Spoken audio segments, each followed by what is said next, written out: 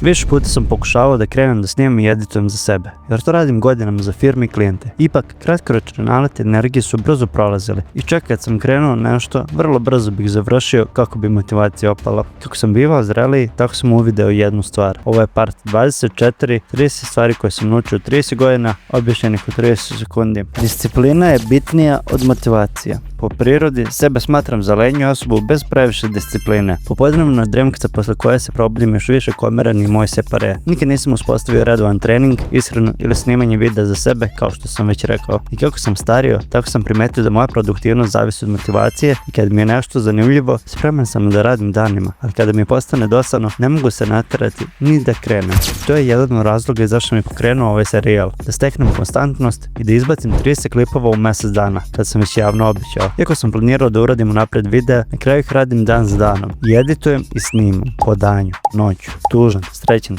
bolestan. I upravo je to poenta, da radimo stvari koje nam se ne rade i kad nismo motivisani, jer je dugoročno dobro za nas. I baš tako funkcioniše uspjeh. Ljudi koji transformišu fizički izgled, zarađuju veliki novac, ne stvaraju to preko noći, nego tako što se pojave svaki dan i završe posao. Nebitno da li je u pitanju trening, hrana ili moje editovanje i snimanje videa. A sad sam siguran da neću odustati, pa možda me zapratiš i ispratiš ostatak ovog serijala, ali i mojih narednih projekata.